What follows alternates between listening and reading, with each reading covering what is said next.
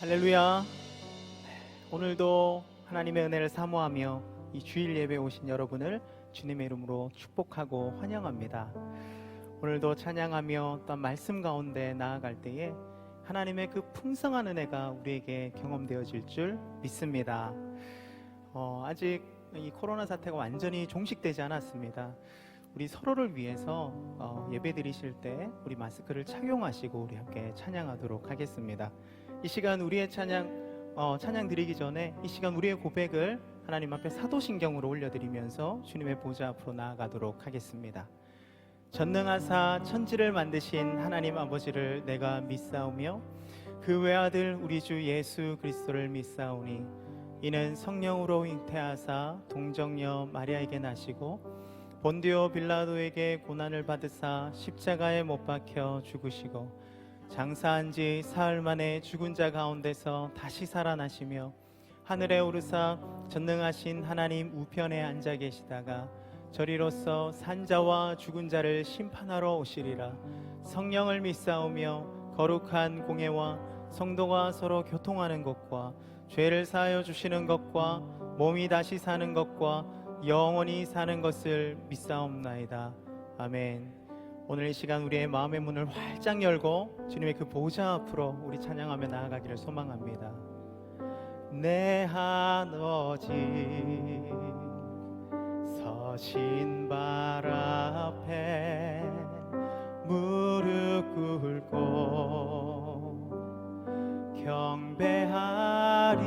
경배하리. 큰 권능과 영광이 가득한 내 아버지 계신 이곳 오 하나님 그 빛난 얼굴 배우며 두 손 들고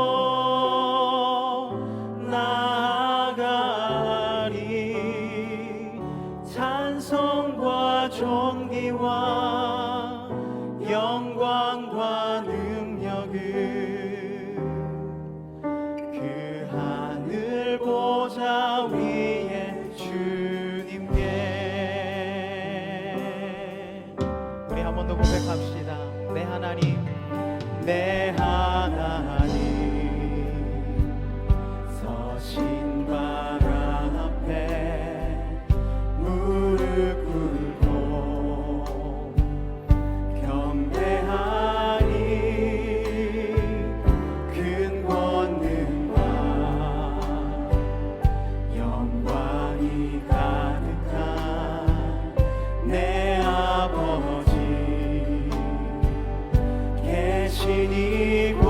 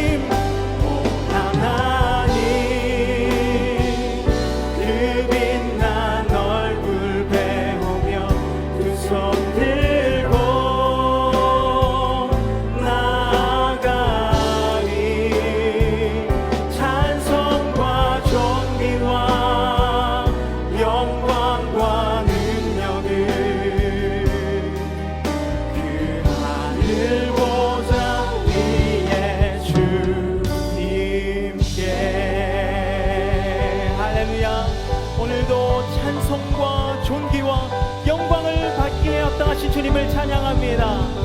할렐루야.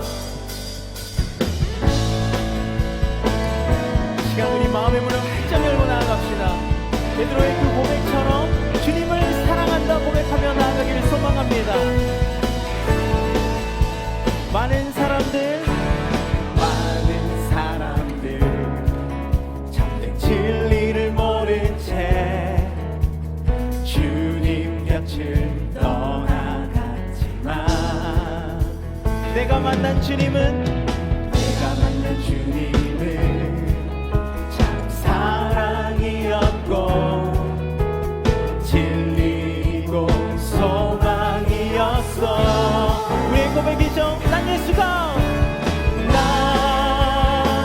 예수가 좋다오. 난 예수가 좋다오. 주를 사랑한다던 베드로 고백처럼 난 예수를 사랑한다오. 무거운 짐진자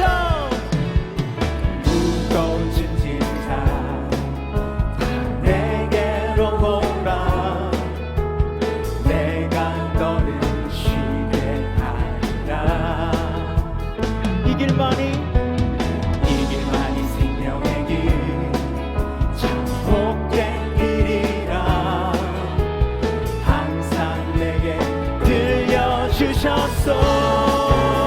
난 예수가 좋다오. 난 예수가 좋다오.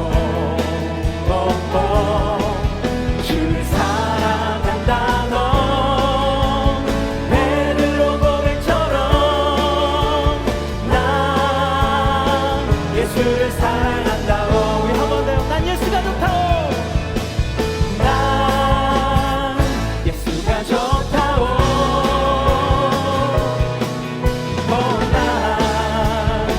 예수가 좋다오. 주를 사랑한다던 베드로 고백처럼 난 예수를 사랑한다고. 주 하나님 독생자 예수 날 위하여 오시었네. 내 모든 죄 다 사하시고 죽음에서 부활하신 나의 구세주. 살아계신 주님, 살아계신 주 나의 참된 소망 걱정 없이 저 영내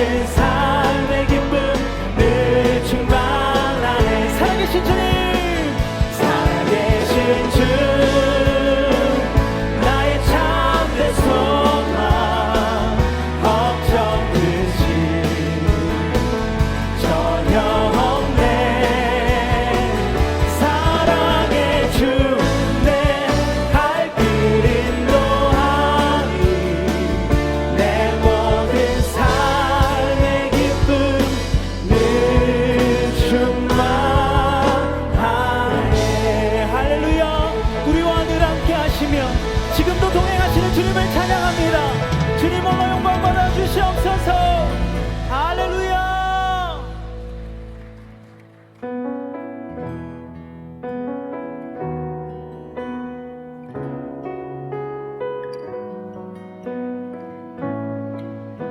우리 함께 고백합시다. 은혜 아니면 살 수 없네. 은혜 아니면 살아갈 수가 없네. 호흡마저도 다 주의 것이니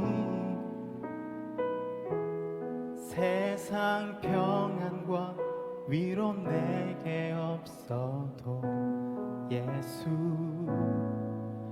오직 예수뿐이네. 은혜 아니면, 은혜 아니면 살아갈 수가 없네. 호흡마저도 다 주의 것이니 세상 평안과 위로 내게 없어도 예수, 오직 예수뿐이네. 크신 계획, 크신 계획 다 볼 수도 없고 작은 고난에 지쳐도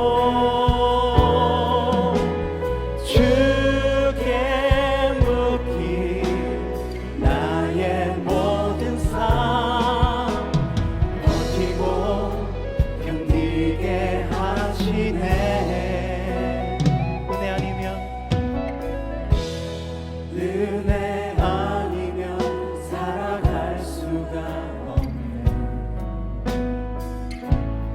나의 모든 것 다 주께 맡기니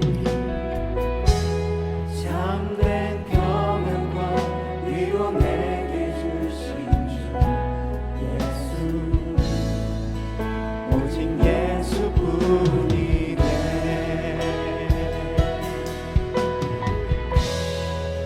그렇습니다. 주님의 그 은혜 없이는 하루도 살아갈 수가 없습니다. 작은 고난에 지치는 우리들이지만 하나님께서 함께 하실 때에 하나님의 그 충만한 은혜와 위로하심을 경험할 줄 믿습니다. 이 시간 우리의 마음을 활짝 엽시다. 주님 앞에 우리의 마음을 다해서 고백합시다.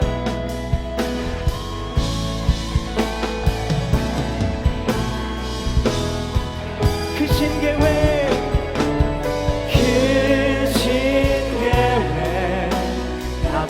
수도 없고 작은 고난에 지쳐도 주께 묻기 나의 모든 삶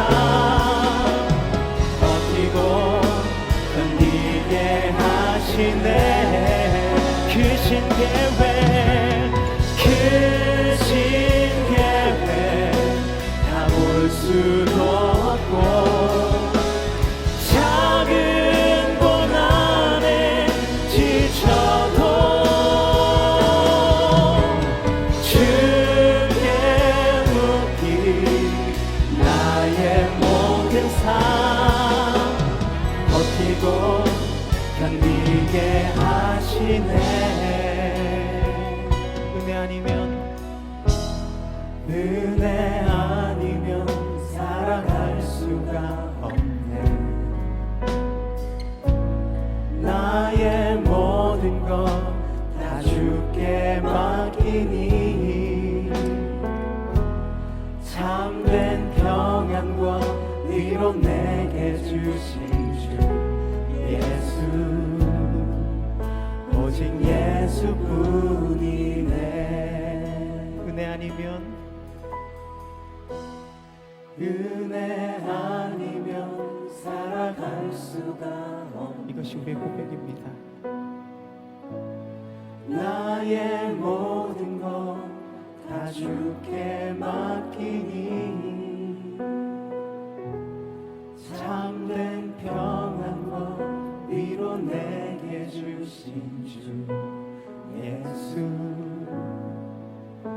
오직 예수뿐이네. 참된 평안과 위로를 허락하여 주시는 주님 앞에 우리 감사와 영광의 박수를 올려드릴까요? 할렐루야.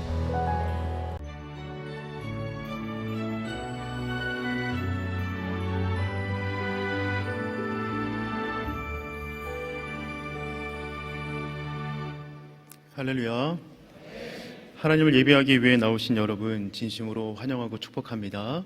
우리 옆에 있는 분들과 이렇게 한번 인사해 볼까요? 하나님이 여러분과 함께하고 계십니다. 담임 목사님께서는 안식주 기간에 계십니다. 담임 목사님 가정과 또 개인의 영육간의 강건함을 위해서 특별히 기도해 주시길 바랍니다.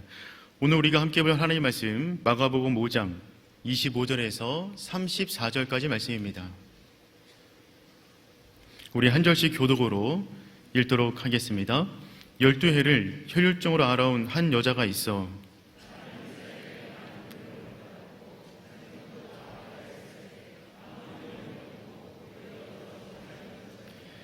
예수의 소문을 듣고 무리 가운데 끼어 뒤로 와서 그의 옷에 손을 대니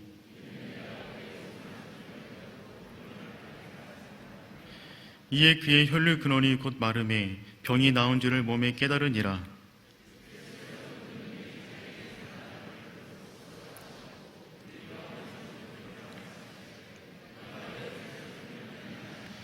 제자들이 여쭤오되 무리가 에워싸 미는 것을 보시며 누가 내게 손을 대었느냐 물으시나이까 하되 여자가 자기에게 이루어진 일을 알고 두려워하여 떨며 와서 그 앞에 엎드려 모든 사실을 여쭈니 예수께서 이르시되 딸아 내 믿음이 너를 구원하였으니 평안히 가라 내 병에서 놓여 건강할지어다. 아멘. 우리 드려진 예물을 위해서 기도하도록 하겠습니다. 만물의 주인 되시며 우리의 모든 것 되신 하나님 감사합니다. 천지를 통해 홀로 영광을 받으시는 하나님께서 우리의 예배를 기뻐 받아주시니 감사드립니다. 예배드림이 우리 인생 가운데 최고의 기쁨이 되게 하여 주시옵소서. 이 시간 하나님께 우리의 가진 귀한 예물을 주님께 올려드립니다. 이 땅 가운데 살아가면서 물질의 노예가 되지 않게 하시고 물질의 청지기적 삶을 살게 하여 주시옵소서. 코로나19로 인하여서 모든 것이 불안한 시대 속에서 오직 하나님을 의지하는 성도 되게 하여 주시옵소서. 우리의 모든 것 되시는 예수님의 이름으로 기도합니다. 아멘.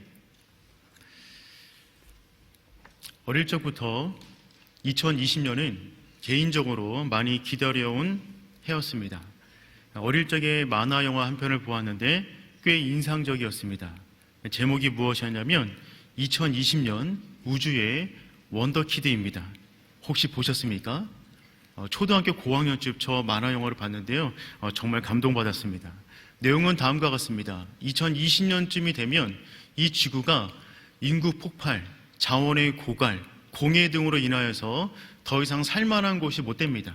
그래서 우주의 원더키드 팀을 중심으로 해서 우주를 탐험하며 사람들이 살 공간을 찾는다라는 이야기였습니다. 초등학교 때 저 만화 영화 보았을 때 정말 2020년도 저런 일이 벌어질까? 기대하는 마음으로 맞이했습니다. 그런데 2020년이 되니까 아직은 살만해서 감사했습니다.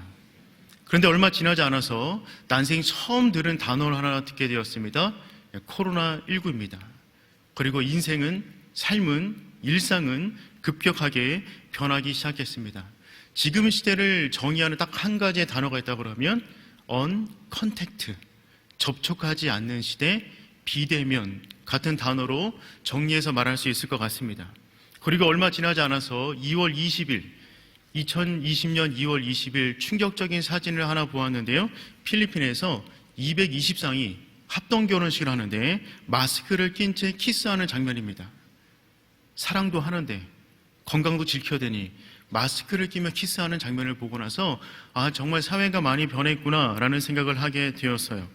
회사에서 식사를 하는데 가림막을 쳐놓고 식사합니다. 교회에도 이런 설치한 곳 종종 있습니다. 더군다나 말레이시아에서는요, 드라이브스루 결혼식을 합니다. 맥도날드에서나 보던 그 모습들이 우리 일상 가운데 깊숙하게 들어오게 된 것이죠. 일본에서는 드라이브스루 장례식장을 합니다. 사진을 보고 엔터 친 다음에 인사드리고 돈을 드리고 그리고 위로하는 그런 문화가 정착되고 있는 거예요. 천주교에서는요, 드라이브스루 고해 성사를 합니다. 여러분, 이미 우리나라가 전 세계가 일상이 많이 바뀌었습니다. 요즘 온라인 교육을 하다 보니까 집에서 아이들과 함께 부모님들이 함께 시간들을 많이 보내시잖아요. 그러다 보니까 집안에 규칙들을 많이 만드시더라고요. 그 중에 어떤 가정 이런 규칙이 있다고 합니다. 첫 번째, 주는 대로 먹는다. 두 번째, TV는 끄라고 하면 당장 끈다. 세 번째, 사용한 물건 즉시 제자리. 네 번째, 한 번 말하면 바로 움직인다. 다섯 번째, 엄마에게 쓸데없는 말 걸지 않는다. 위상 어기면 피가 코로나 올 것이다. 저희 집에도 하나 붙여놔야겠습니다. 일상이 바뀌니까 언어가 바뀌고 삶의 방식이 바뀌었습니다. 잠시 후면 끝날 것이라는 기대감이 있기 때문에 버티는 것이지 평생 이렇게 산다라고 생각하는 것만으로도 버겁습니다. 그런데 여러분, 이렇게 비대면으로 언컨택트된 상황 가운데 평생을 살아가는 사람들도 있습니다. 인도의 달리티들입니다. 인도에는 카스트 제도가 있습니다. 사람을 정확하게 4개의 계급으로 나누어 사람들을 구분합니다. 그런데 그 4개의 구분 안에 들지 않는 사람들이 있습니다. 이들을 달리트라고 합니다. 이 달리트를 흔히 어떻게 표현하냐면 불가촉 천민이라고 말을 합니다. 접촉하면 안 되는 천민들인 것이죠. 이들은 어떻게 인생을 살아가냐면 자신이 걸어간 발자국을 남기면 안 되기 때문에 엉덩이에 빗자루를 달고 다닙니다. 자신의 흔적을 지우는 것이죠. 자신의 입으로 침이 땅바닥에 떨어지면 안 되기 때문에 입에 그릇을 받치고 다닙니다. 이들은 어떻게 먹고 사냐면 동네에서 시체를 정리하거나 하수구 혹은 땅에 떨어진 음식 등을 처리하며 살아간다고 합니다. 얼마나 비극적입니까? 그런데 여러분, 불가촉 천민 더 밑에도 있습니다. 불가시 천민입니다. 이 불가시 천민은 말 그대로 바라보는 것만으로도 안 된다는 겁니다. 바라보는 것만으로도 기분 나쁘니까 목에다가 방울을 달고 다닙니다. 방울 소리 나면 그리로 쳐다보지 말라는 것이죠. 접촉하는 것만으로도, 바라보는 것만으로도 누군가 구별이 되어야만 하는 사람들이 이 땅 가운데 존재합니다. 물론 지금은 많이 인권 개선을 통하여서 이런 부분이 회복되었다고 하지만 여전히 인도 땅 가운데 30% 정도가 이와 같은 달리티에 속해 있습니다. 여러분, 우리가 평생 이렇게 살아간다면 여러분 어떻겠습니까? 근데 여러분, 오늘 본문에 그런 인생을 살아간 한 여인이 등장합니다. 아마 제 생각에 성경에 나와 있는 모든 사람 가운데 가장 비참한 인생을 산 사람이 아닐까라는 생각이 드는 그와 같은 사람입니다. 불가촉 천민은 그래도 가족이 있습니다. 이웃이 있습니다. 인도 땅 가운데 30% 정도가 함께 모여 삽니다. 그런데 이 여인은 가족으로부터, 모든 공동체로부터 배척을 당한 언컨택트된 인생을 살아왔습니다. 완전히 차단된 것입니다. 성경은 이 여인에 대해서 다음처럼 표현하고 있어요. 마가복음 5장 25절입니다. 우리 다 같이 한번 읽어볼까요? 시작. 혈류증으로 알아온 한 여자가 있어. 이 여인은 혈류증 환자입니다. 혈류증이란 피가 계속해서 흐르는 병입니다. 오늘날로 보면 부인병 중에 하나입니다. 레위기 15장에는 유출병에 대해서 상세하게 기록하고 있습니다. 한번 피가 흐르면 부정하다고 생각되어서 철저하게 격리된 삶을 살았습니다. 그의 손으로 닿는 모든 것은 부정해졌습니다. 레위기 15장 26절 말씀인데요. 다 같이 함께 읽어볼까요? 시작. 그의 유출이 있는 모든 날 동안에 그가 누는 침상은 그에게 불결한 때의 침상과 같고 그가 앉은 모든 다리도 부정함이 불결할 때의 부정과 같으니 그녀의 몸에 닿는 모든 것이 부정해지는 것입니다. 더군다나 2차 감염 역시 부정해집니다. 그녀가 만진 것을 누군가가 찾아와서 만지면 그 사람에게도 부정이 옮겨지는 거예요. 레위기 15장 27절인데요. 그것을 만지는 자는 다 부정한 즉 그의 옷을 빨고 물러 씻을 것이며 저녁까지 부정할 것이요. 2차 감염, 3차 감염 모든 것이 유출병으로 시작되었다면 부정하게 여겨졌던 것입니다. 이런 상태로 이 여인은 12년 동안 살아갑니다. 피가 멈추질 않는 것입니다. 그래서 유출병 환자들은 나병 환자와 같은 취급을 받으며 철저하고 엄격한 삶 가운데 차단된 인생을 살아갑니다. 여러분, 성경에서 12라는 숫자는 단순한 숫자가 아닙니다. 완전수입니다. 무엇을 말하는 것이냐면 이 여인은 완벽하게, 완전하게 차단된, 언컨택트된 상황 가운데 멸시를 받는 인생을 살아왔다는 것이죠. 정서적, 정신적, 영적인 학대를 받으며 그렇게 살아온 것입니다. 이 여인에 대한 성경의 두 번째 설명은 다음과 같습니다. 마가복음 5장 26절입니다. 다 같이 읽어볼까요? 많은 의사에게 많은 괴로움을 받았고 가진 것도 다 허비하였으되 아무 효험이 없고 도리어 더 중하여졌던 차에, 이 여인은 꽤 부유한 여인이었습니다. 당시 문화를 이해할 때 아무나 병원에 갈 수 없습니다. 꽤 부유한 사람만 병원에 갈 수 있는 거죠. 대부분 민간요법으로 해결했습니다. 병 나면 된장 바르는 수준이었습니다. 근데 이 여인은 많은 의사를 찾아갔다. 무슨 말이냐면 그만큼 상당한 재력이 있다는 거예요. 근데 그 여인이 돈을 들여 치료를 얻은 것이 아니라 괴로움을 받았습니다. 병이 나을 기미가 보이지 않습니다. 점점 더 말라만 갑니다. 점점 더 소문이 퍼집니다. 어디도 들어갈 수 없는 상태가 된 것입니다. 더군다나 이 여인이 유일하게 기댈 수 있는 영적 자원, 회당 안에 들어가서 예배도 못 드리게 된 상황이 벌어지게 되었어요. 모든 것이 완전히 차단된 새로 살아가게 됩니다. 무려 12년 동안 말입니다. 우리는 잠시 사회적 거리두기를 하고 있음에도 삶이 굉장히 불편하고 어려운데 이 여인은 완전히 12년 동안 언제 끝날지도 모를 그런 인생을 지속하고 있는 것입니다. 여러분, 이 상태면 이 여인의 믿음이 어떻겠습니까? 12년 동안 예배당을 못 들어갔습니다. 모든 것이 차단되었습니다. 그렇다면 이 여인의 믿음이 어떤 상태인 것이 맞겠습니까? 예수님은 이 여인에 대해서 다음처럼 평가하셨습니다. 마가복음 5장 34절입니다. 읽겠습니다. 예수께서 이르시되 따라 내 믿음이 너를 구원하였으니 평안히 가라. 아멘. 내 믿음이 너를 구원하였다라고 말씀하십니다. 예수님이 인정하는 믿음을 지니고 있었던 여인이었어요. 모든 것이 차단된 상황 가운데 있었으나 예수님은 이 여인의 믿음을 최고로 인정해 주셨다는 것입니다. 이 여인의 믿음의 특징은 무엇일까요? 아니, 어떻게 이 여인이 12년 동안 철저하게 고립된 인생을 살았음에도 불구하고 예수님께서 내 믿음이 너를 구원하였다라는 그런 인정을 들을 만큼의 믿음을 가질 수 있었던 것입니까? 오늘 우리가 이 여인의 믿음을 좀 살펴보기를 원합니다.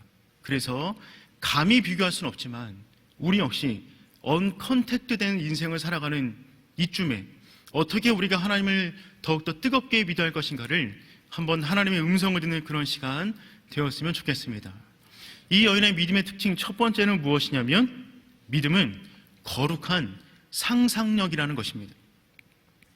여러분, 믿음은요, 거룩한 상상력으로부터 출발합니다. 오늘 본문의 27절 말씀 보면 다음처럼 기록하고 있어요. 예수의 소문을 듣고. 여러분, 이 여인은요, 어느 날 갑자기 나사렛 청년 예수에 관한 소문을 듣습니다. 어쩌면 그 이야기는 별 관심 없는 이야기일 수 있습니다.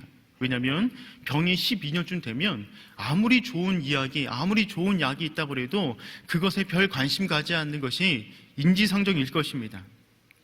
근데 이 여인은요, 예수님에 관한 소문을 계속해서 듣는 거예요. 특별히 오늘 본문이 쓰여지고 있는 마가복음의 시간적 흐름을 놓고 말씀드리면 귀신 들린 사람을 치유하고 중풍병자를 고치고 안식일에 손 마른 자를 고치며 바람과 바다를 잠잠하게 하며 더군다나 자신과 똑같은 치료를 받고 있었던 나병 환자를 치유했던 이야기와 소식을 끊임없이 듣는 것입니다. 더군다나 그분은 바리새인과 달라서 자기에게 찾아오는 모든 사람들을 받아주신다는 따뜻한 이야기를 듣게 된 것이죠.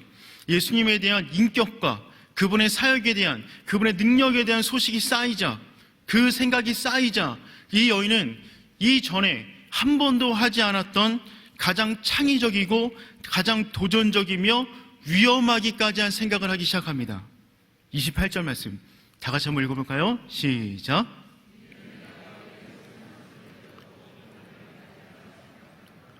아멘. 본문에 쓰인 생각함 일러라라는 이 단어는요, 미완료 단어입니다. 지금 무슨 말이냐면 끊임없이 반복적으로 생각하며 되뇌었다는 거예요. 이유는 쪽방이 있었을 것입니다. 피골이 삼첩한 모습으로, 힘든 모습으로 주저앉아 있었을 거예요. 근데 그녀의 머리와 심장은 예수님에 대한 소문과 그분에 대한 인격으로 가득 찼습니다. 그리고 끊임없이 생각하고 끊임없이 중얼중얼 거리는 거죠. 내가 그의 옷에만 손을 대어도 구원을 얻을 것이다. 내가 그의 옷에만 손을 대어도 구원을 얻을 것이다. 이 생각과 이 계획을 끊임없이 해 나가고 있는 것입니다. 이 여인의 생각은 비이성적인 생각이 아닙니다.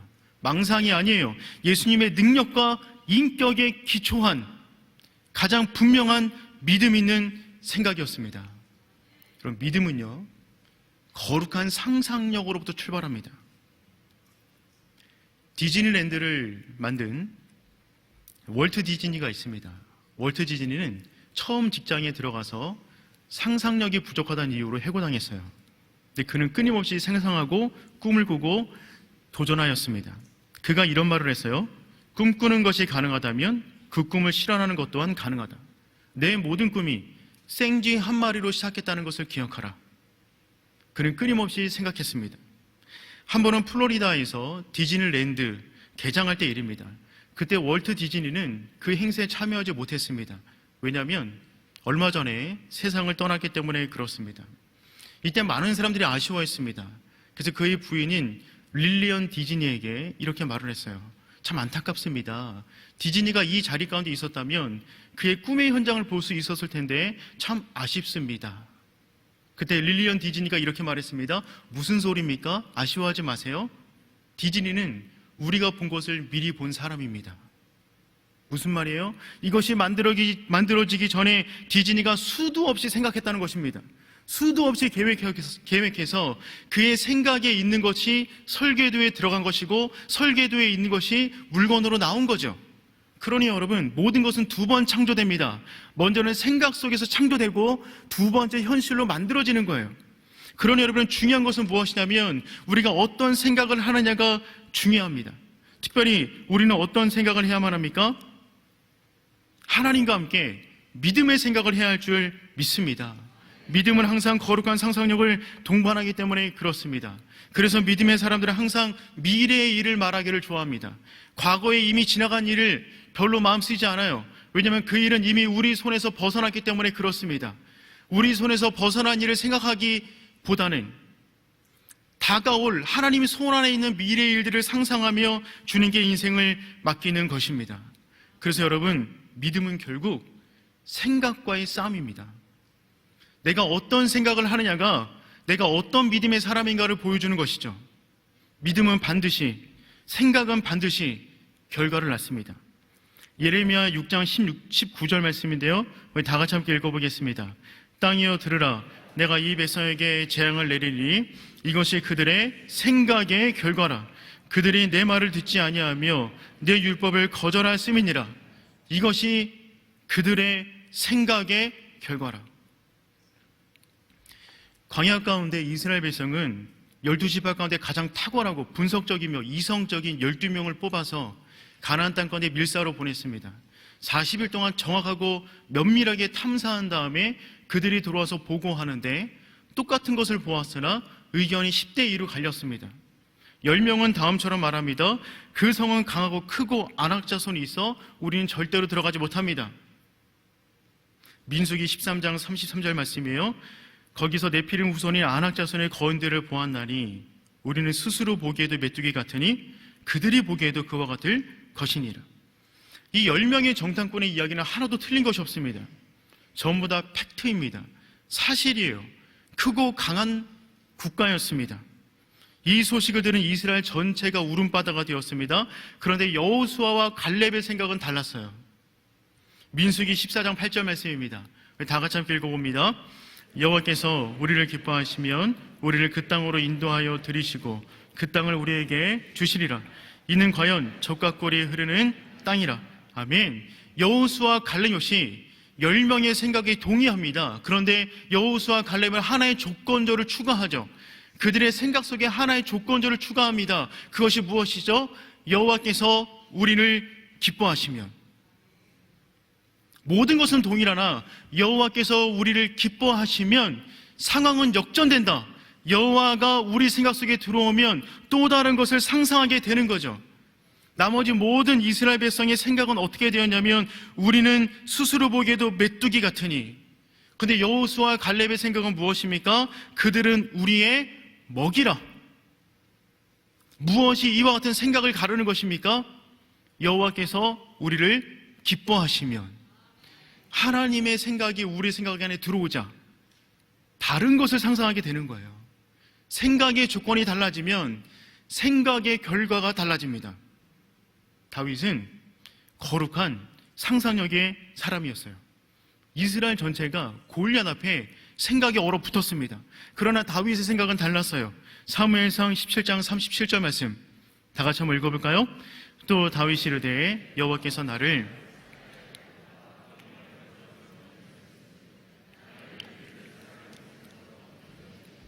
아멘. 여러분, 다윗은 자기 생각 속에 여호와를 집어넣어요. 여호와께서 그리고 그는 돌을 들고 나갑니다. 그가 돌을 들고 나갔을 때 아무 계획이 없었을까요? 아무 생각이 없었을까요? 그렇지 않아요. 믿음의 사람들은 정확하게 생각하고 꿈꾸고 뛰어나가는 사람들입니다. 그는 돌을 줍는 순간 이미 생각했어요.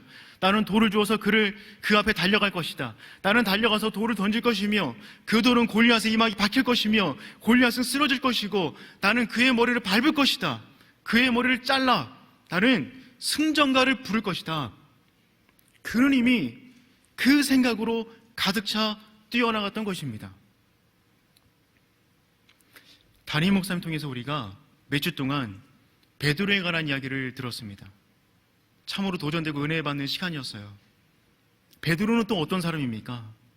그는 남들이 하지 않는 거룩한 상상력의 사람이었습니다. 풍랑 중에 다른 11명은 그런 생각조차 하지 못합니다. 근데 베드로는 어떤 걸 생각하죠? 마태복음 14장 28절입니다. 다 같이 읽어봅니다.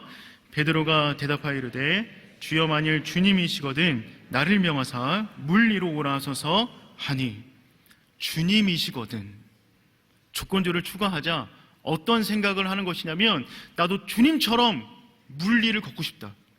주님처럼 이 문제를 발로 밟고 싶다. 그 생각, 그 상상이 가득하자 주님께 요구하고 뛰쳐나가는 겁니다.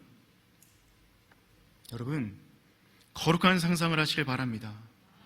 여러분의 상황을 묵상하지 마십시오. 하나님을 묵상하시길 바랍니다. 우리가 겪고 있는 문제, 아픔, 그것이 무엇인지 간에 하나님의 일을 가로막을 수가 없기 때문에 그렇습니다.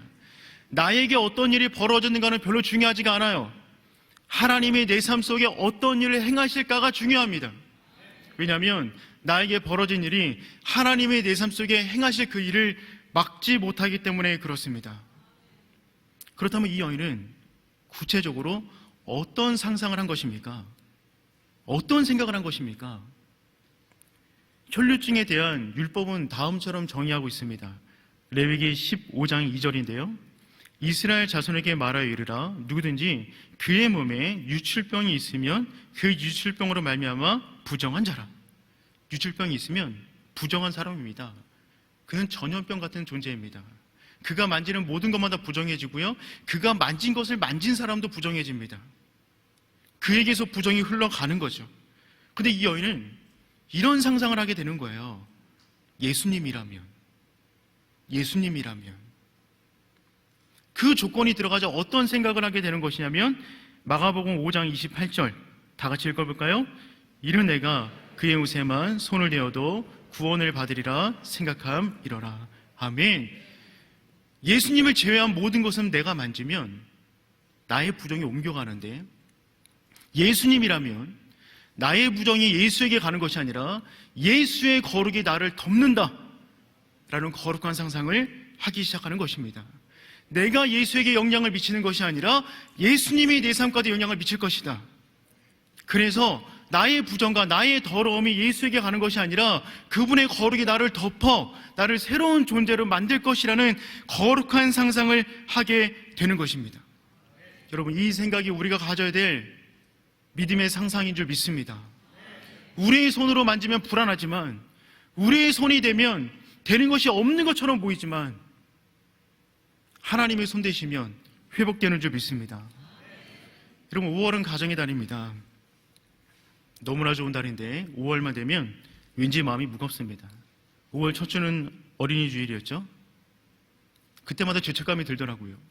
부모로서 자녀를 잘 키워야 되는데 누구보다 좋은 부모가 되고 싶은데 이상하게 제 손이 닿을 때마다 아이 성격이 이상해지는 것 같습니다. 제가 어릴 때는 저런 상태가 아니었는데 크면 클수록 부모의 손때가 묻으면 묻을수록 이상해지는 것 같아. 내가 부모로서 역할을 잘하고 있는 것인가? 라는 생각에 빠지게 됩니다. 둘째 주는 어버이 주일이었습니다. 부모를 더 공경하고 잘 모셔야 되는데 자식된 도리를 못하는 것 같아 죄송합니다. 실망만 안겨드린 것 같고 자식된 도리를 못하는 것 같아서 부끄럽기까지 합니다. 5월 21일은 무슨 날입니까? 부부의 달입니다. 알고 계셨죠? 두 사람이 만나 하나 되어서 21일이 부부의 달입니다. 남편과 아내를 보니까 결혼 전에는 저렇지 않았는데 나랑 10년, 20년 살다 보니까 독해지는 것은 아닌가 라는 생각이 들 때도 있습니다. 드라마 부부의 세계에 감정이입이 너무 잘 되는 거예요. 여러분 상상하지 마세요. 저희 집 이야기 아닙니다. 그건 잘못된 생각입니다. 근데 여러분, 저희 집하고 별반 다르겠습니까? 무언가 열심히 하기 위해서 손 잡고 되는데 될 때마다 잘 되는 게 아니라 왠지 어그러지는 것 같은 거예요. 제 마음처럼 제 생각처럼 안 될 때가 얼마나 많이 있습니까? 그때 여러분 우리는 무엇을 생각해야 됩니까? 내가 손을 대지만 내 손이 닿는 것이 아니라 내 안에 계신 예수님이 만져주십시오. 내 손은 불완전하지만 하나님이 만드시면 회복될 것을 믿습니다. 주님이 만지시면 우리 자녀가 살아날 것입니다. 주님이 만지시면 우리 가정 회복될 것입니다. 주님이 만지시면 우리 사업장 다시 일어날 줄 믿습니다. 주님이 이 땅을 만지시면 코로나 문제가 종속히 해결될 줄 믿습니다.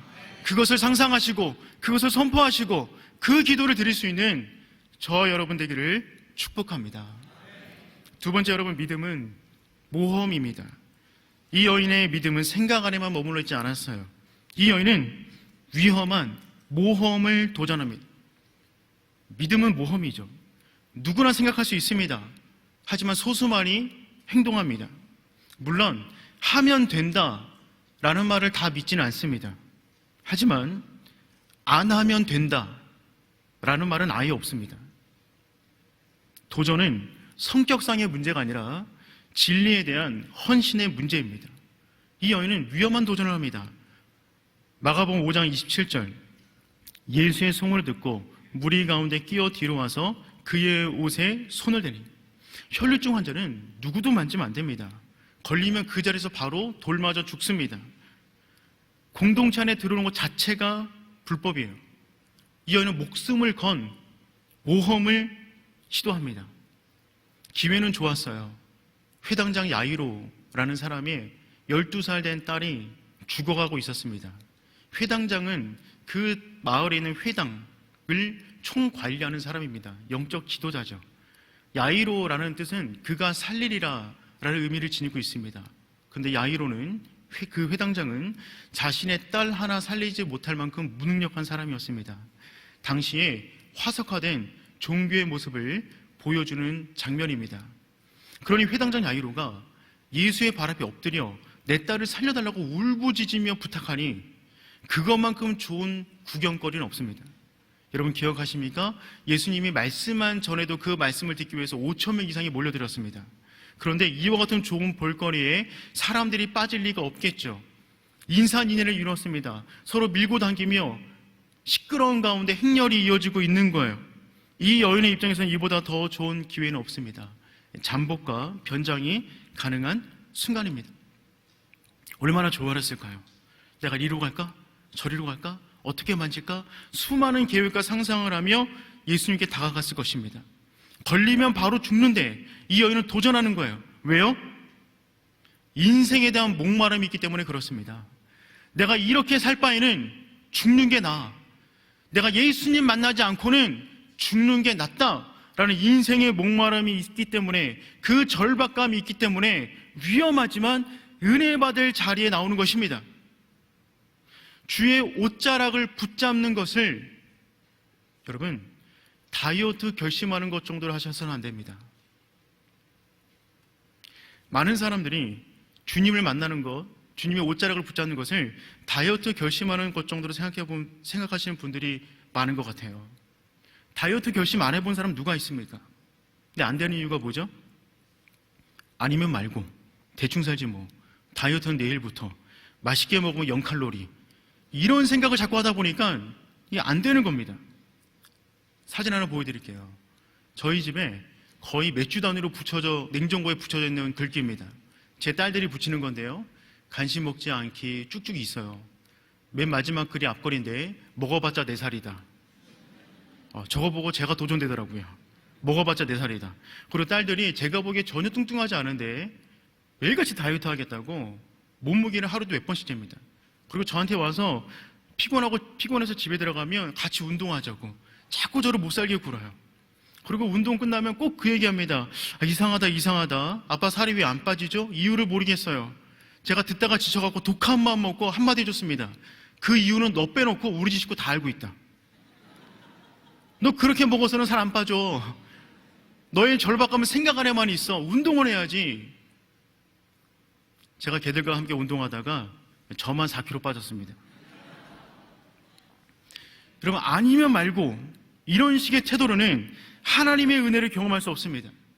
은혜를 주면 받지 뭐, 아니면 말고, 이런 식의 생각으로는 우리가 하나님의 은혜를 경험할 수가 없는 거죠. 하나님께서는 우리의 회복을 위해서 독생자를 거셨습니다. 여러분, 자녀를 걸고 하는 일인데 아니면 말고가 있습니까? 자녀를 걸고 하는 일에 아니면 말고가 어디 있어요? 주님을 만지면, 은혜 자리에 나오면 은혜 받을 줄 믿습니다. 우리 안에 그 목마름이 있기를 축복합니다. 여러분, 목마름이 있으면 절박해지고요, 사슴이 시냇물을 찾듯 갈급한 심령이 되어서 주의 전에 나오는 줄 믿습니다. 그 갈급함이 있으면 실은 성전 안에 들어오는 순간부터 은혜에 압도됩니다. 마스크를 끼고 있지만 찬양 한 소절 끝나기 전에 은혜에 압도되는 거예요. 앉아있는 것 자체가, 주의 전에 나오는 것 자체가 너무나 큰 감격이기 때문에 그렇습니다. 그런데 이 여인은요, 누구에게도 피해를 주고 싶지 않았습니다. 아마 사람들 틈에 들어올 때도 최대한 닿지 않으려고 노력했을 거예요. 누구에게도 피해 주고 싶지 않은 여인입니다. 예수님의 옷자락을 붙잡을 때도 얼마나 많은 고민을 했겠어요. 그래서 본문에 쓰인 옷에 손을 대니라는 단어를 보면 꽉 잡은 게 아니고요, 단어적으로 스친 단어입니다. 옷자락을 스친 거예요. 근데 스치는 순간 놀라운 걸 경험하게 됩니다. 자신의 병이 완전히 나은 것을 온몸이 깨닫게 되는 겁니다. 우리 마가복음 5장 29절 다 같이 읽어볼까요? 시작.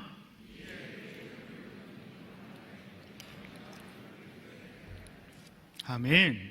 세상에서는 옷깃만 스쳐도 인연이라고 하는데 예수님 안에는 옷깃만 스쳐도 능력이 나가는 것입니다. 옷에 특별한 능력이 있어서 그런 것이 아니라 그녀의 믿음이 특별했기 때문에 그렇습니다.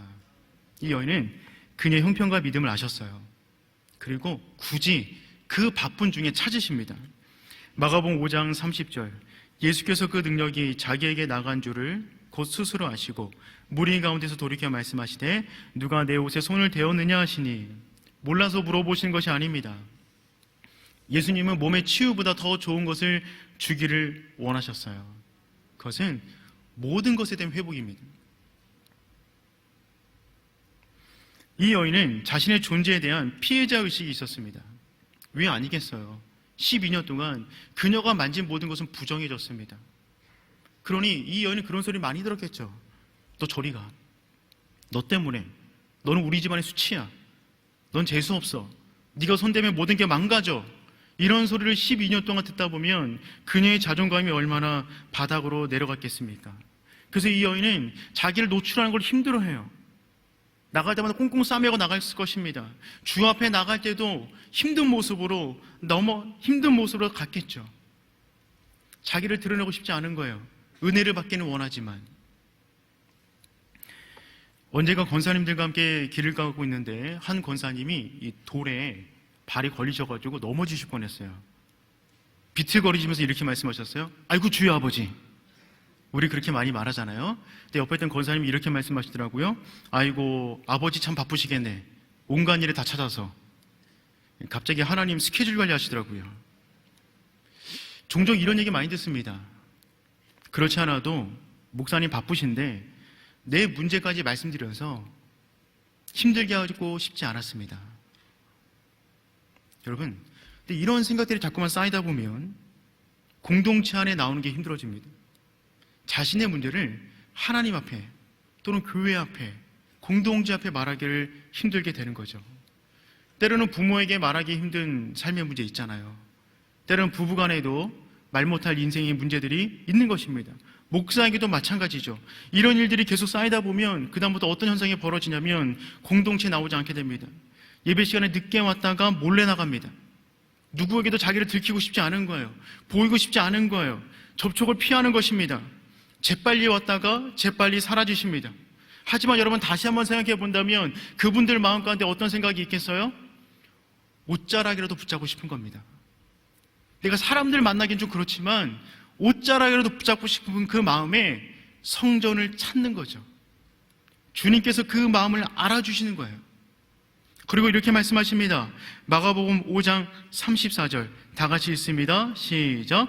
예수께서 이르시되 따라 내 믿음이 너를 구원하였으니 평안히 가라 내 병에서 놓여 건강할지어다. 예수님은 단 한 번도 쓰지 않은 표현을 쓰십니다. 따라.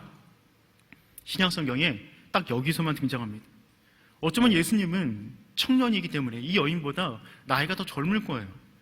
나이가 더 많다 하더라도 이 여인이 12년 동안 혈류증을 앓았기 때문에 더 늙어 보이는 것이 분명할 겁니다. 그렇다면 따라라는 표현은 좀 그렇잖아요. 아줌마, 누님 이렇게 말하는 게 본문의 흐름상 어울릴 수 있습니다.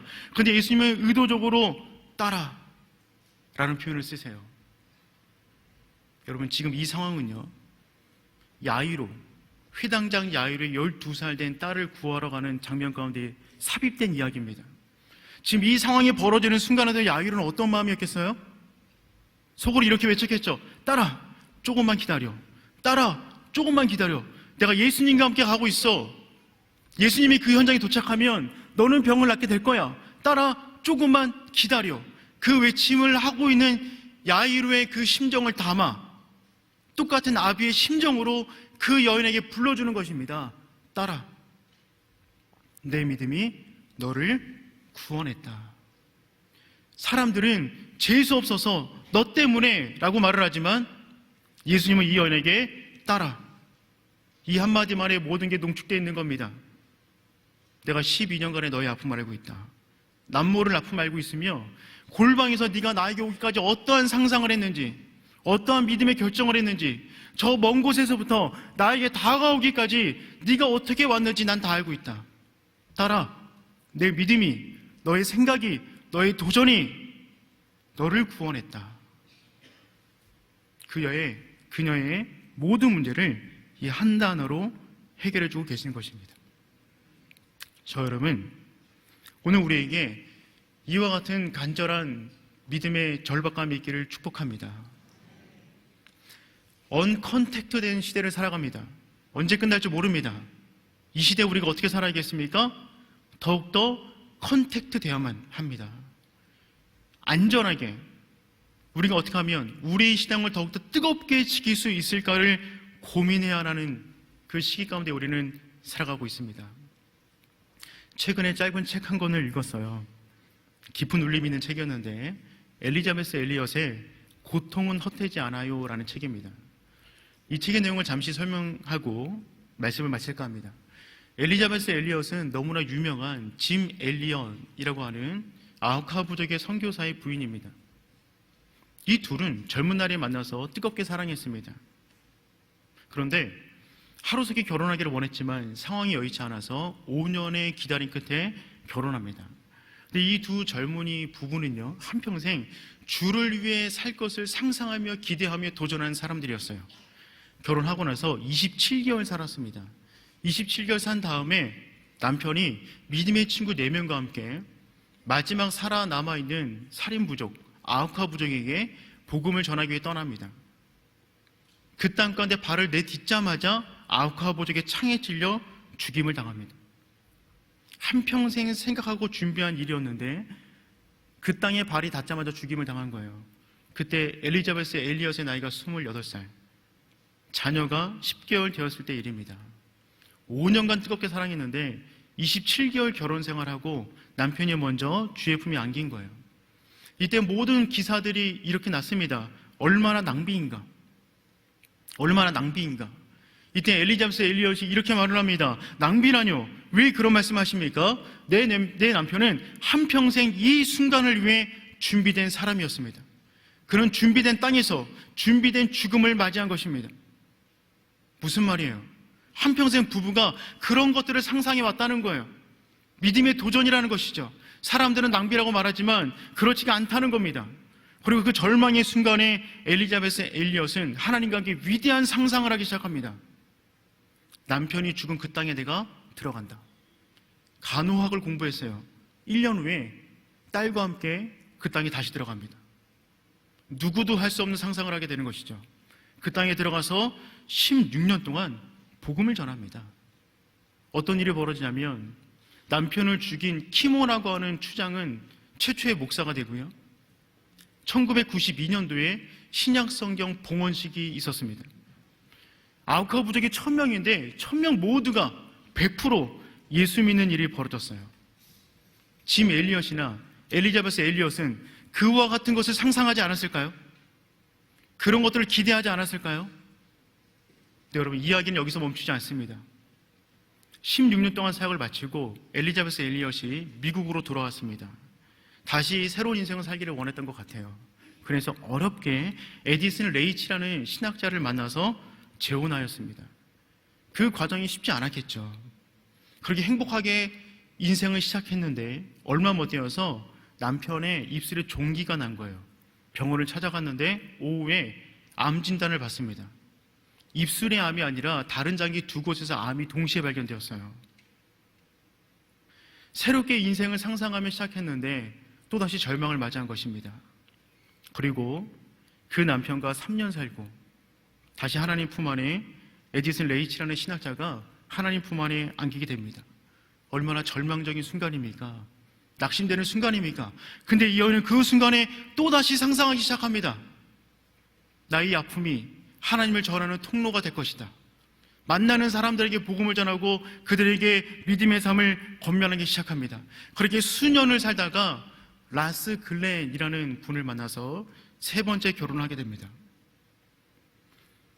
그 삶이 생각하는 것만큼 쉽진 않았겠다, 힘들었겠다라는 생각을 계속하면서 책을 읽었어요.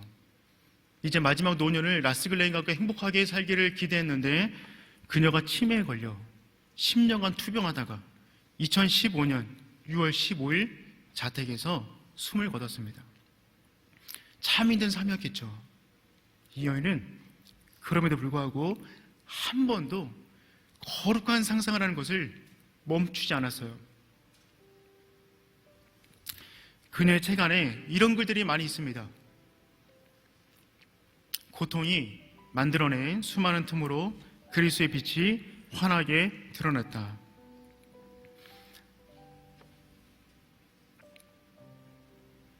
나는 왜 이런 일들이 일어난지 몰랐다. 하지만 하나님은 다 하신다. 왜 내게 이런 일이 일어났을까에 대한 질문의 답은 나를 믿으라이다. 하나님은 내 고통과 고난을 통해 내게 설명을 주지 않는다.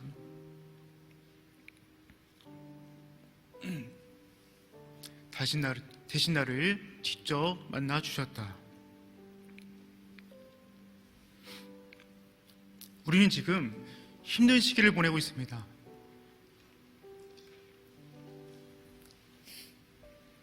이 시기 가운데 우리에게 필요한 것이 있다면 거룩한 상상이라고 생각합니다.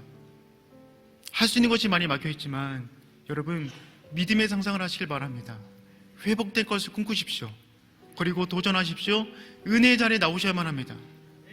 안전하게 어떻게 우리가 주님을 더욱더 뜨겁게 만날 것인가, 주의 옷자락을 붙잡을 것인가를 고민하며 주 앞에 달려나올 수 있는 저 여러분 되기를 축복합니다. 찬양을 할까요? 내 하나님 서신 발 앞에 무릎 꿇고 경배하리. 큰 권능과 영광이 가득한 내 아버지 계신 이곳, 오 하나님 그 빛난 얼굴 배우며 두 손 들고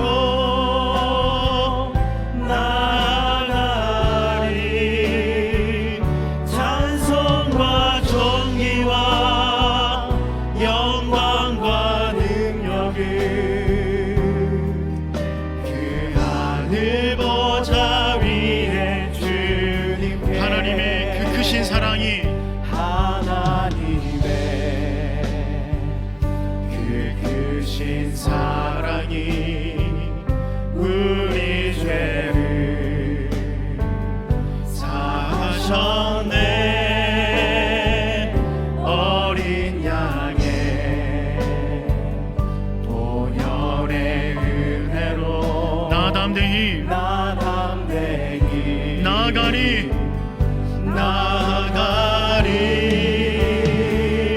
오 하나님 그 빛난 얼굴 배우며 두 손 들고 나아가리. 찬송과 존귀와 영광과 능력을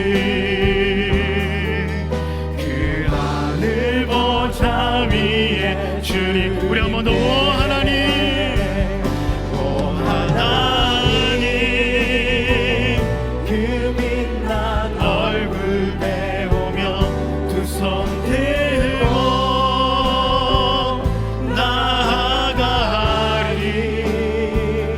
찬송과 존귀와 영광과 능력을 보좌 위에 주님께. 우리 한번 받을 말씀을 정리해 볼까요?